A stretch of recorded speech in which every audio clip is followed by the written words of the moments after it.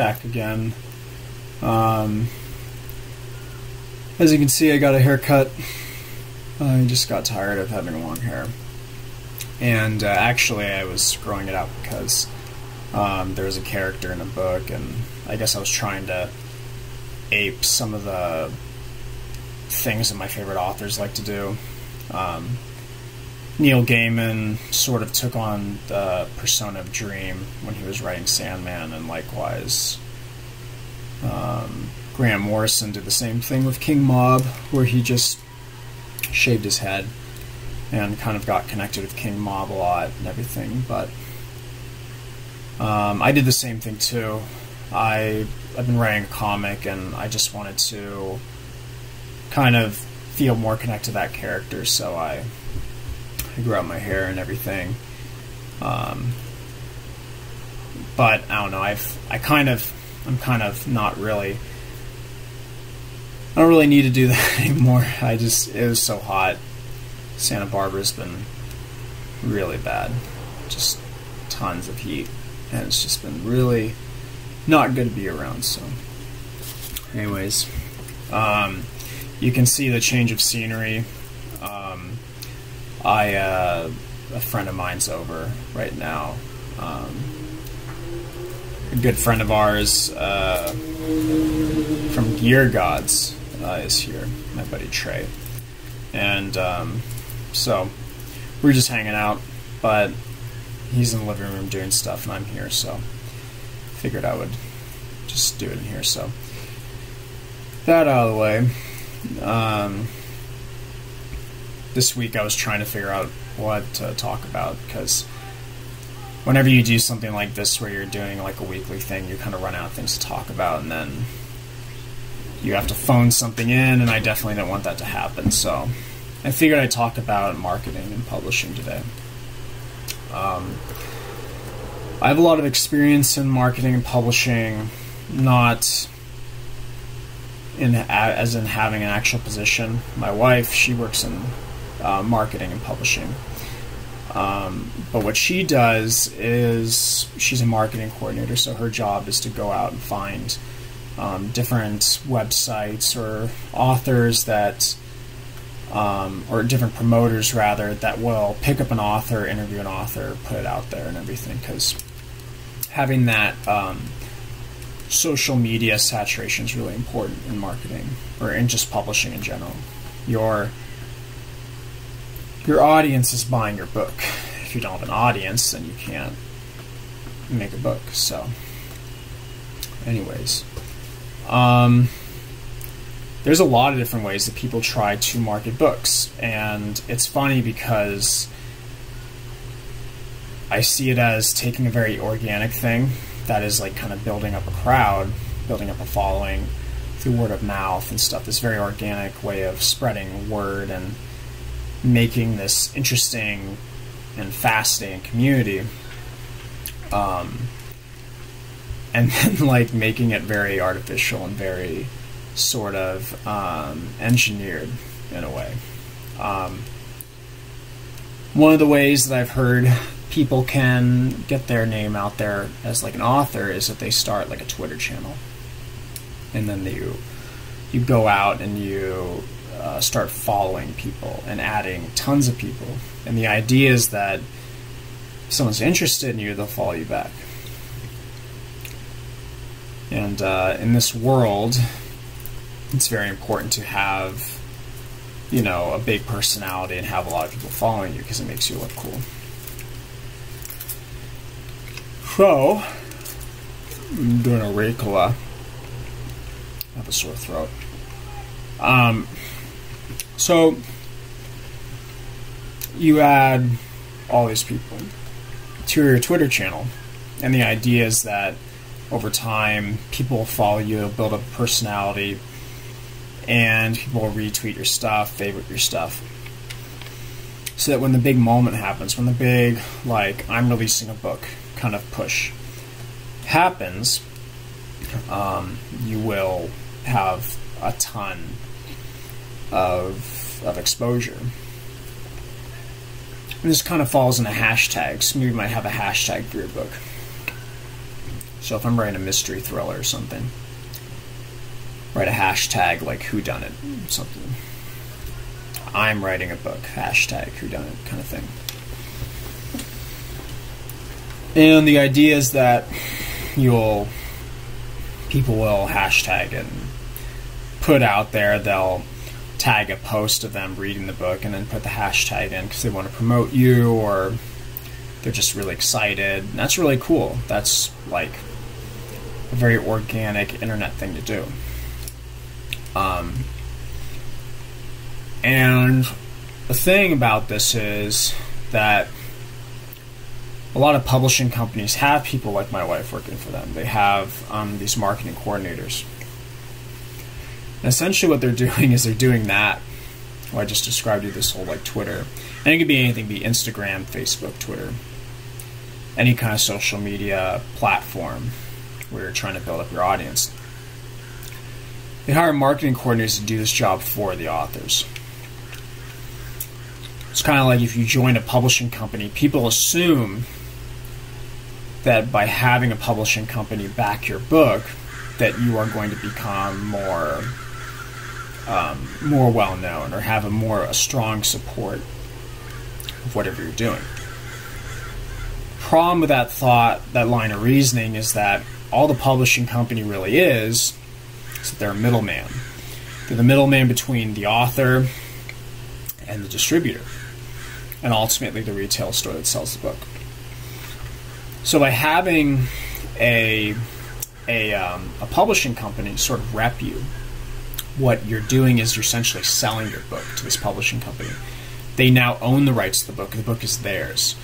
And what happens is then the publishing company hires reps, communicates with their sales channels through their sales team, and that they sell the book that they have to the retail store.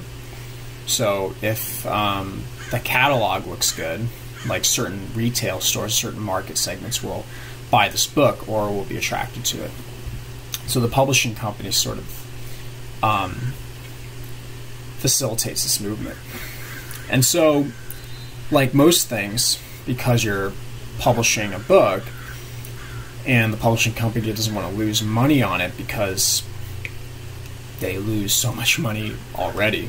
So many publishing companies now are going under, especially the brick and mortar companies, because they don't know what to do. They don't know what to do with digital platforms like Kindle or like iPads and whatnot. So ebooks is what's really wrecking them right now. So, and as it should, reading a book is really cool. It's very tangible, very tactile. You open something up, it's in front of you, you turn pages. It's really great. But they're also really expensive, bulky, they take up room, they kill trees. No one wants that, especially in our green society now. So publishing companies are going under, and they hire marketing and media coordinators to push these books out. And the result is that what used to be a very organic process is now very manufactured. And I fell prey to this style of marketing. In fact, that's the reason why I joined Twitter. Because I asked my friend, how does someone make it at being an author? And he said, join Twitter. Join Twitter. Tweet about your book, tweet about the process of making the book, make friends, network. The problem with doing that is what used to be such, as I said before, an organic, fun, interesting process becomes a very forced and very artificial process. And more than the other videos, I totally confess that I did this all, shamelessly, fake it till you make it, did this. And there was no really ill will behind it. It's just that that's just the way it is. Everyone does it that way now.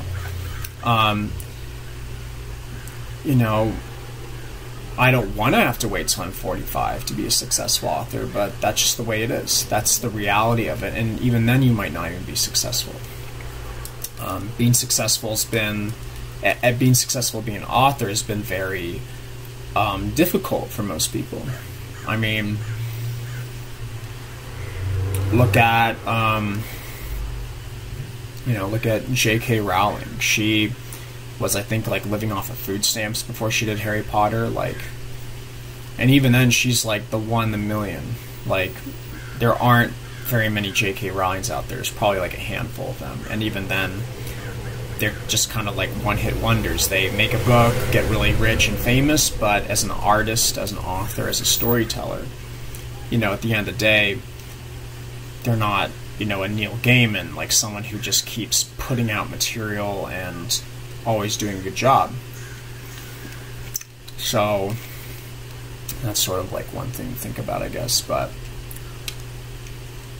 from a marketing perspective, if you really want to be a successful author, if you really want to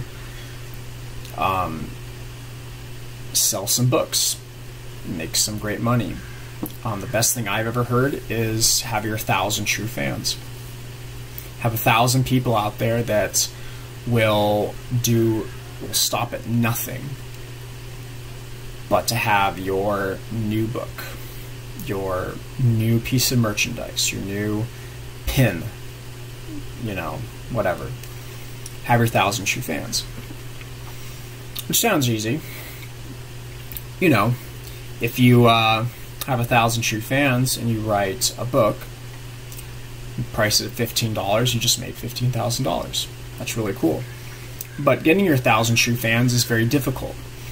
And it's not even an aspect of getting 1,000 true fans. You have to earn them. You have to earn the respect of these people, because they don't know who you are. You're just a guy writing a book. Who gives a shit about you? You're just a guy. Everyone was writing a book. Everyone, their uncle has a book idea, and they're like, oh my god, I have this new idea. No one cares. You're not special. What makes you special is being able to write a book and being able to communicate your enthusiasm and your love of what you do with the people that love what you do. There's something to be said about posting parts of your book and having that's my dog. I have a Shiba Inu here. There she is. She's a really great dog. She might make some noise. Sorry about that. Anyways, there's something to be said about serializing your book. Sorry. This is all horrible now. There's something to be said about putting your book serialized on the internet, where you have your book like on a WordPress, and you have like a comment section below these pages. And the people that read it, if they like it, they'll reply to it and they'll write feedback. And you just talk to them. You talk to them and say, like, yeah, I'm really excited about this book. I'm so excited about what you think about it. And even being a good sport with the people that hate it. The worst thing you can do is find a detractor, someone who doesn't like your book or your brand or whatever, and pick a fight with them. Who cares? There's always going to be someone that doesn't like your book. But having the tenacity to kind of come out and say, sorry you didn't enjoy this book. I hope I can do a better one next time. Or a better chapter, or a better character, or something. So, I guess my moral today would be, don't be artificial, and don't market your book. Market in the way that most people do. Chances are you're going to write something, create a webcomic, create a film, do whatever. There's certain types of media that get more attention just because they're more immediately resonant. A webcomic is going to do a lot better than the book because you can take away an impression of that book right away, or that webcomic right away. You know it's going to be good or not just by looking at it for 2 or 3 seconds. It might be visually appealing, or you might just enjoy the quick quib or quick quip that's in the webcomic. And a movie, you know, that much more. But a book is all about trust. It's all about finding the people that would like your book and brokering a friendship with them and establishing connections and communication with them and saying, I have something really special here and I want to share it with you and I want you to be a part of the story. And people are really responsive to that. I've seen it happen firsthand with mutual colleagues that I've met over the last couple of years that do webcomics or books or whatever. So my word of encouragement is to learn from my mistake. Don't market, you know, like a publishing company or a... Hey! Copper, no! See what I mean? He's a loud dog. Hey! No! Don't do it! Don't do it! Anyways, she is my cue to leave. But what I want you to do is don't be a publishing company. Don't market with hashtags. Don't be that guy that just, you know, wants to be the quick success guy, the guy that just wants to race to the top, because it's just not going to work like that. If you could do one thing today and you're writing your book or whatever, go on your blog, go on your Tumblr or whatever you use, and just ask questions. The people that follow you say, hey, what do you want to hear? Like, what's your favorite story? Interact with them. Like, be interested in what they, you know, are all about. Because it's very much like a relationship. You know, if you've ever dated somebody, you won't get very far if you are just talking about yourself the whole time. Ask them questions. Ask your audience questions. What's your favorite genre? Why do you like the things that you like? Broker that conversation and that relationship with them, because you'll do so much doing that. So, anyways, sorry about my dog. My dog is quite a barker. But I hope this was informative. And I'm getting better at this. Hopefully I'm not awkward anymore. Anyways, until next time, until next week, keep on writing, keep doing what you're doing, and learn from my mistakes, because it's a long way to the top, as Bon Scott once said.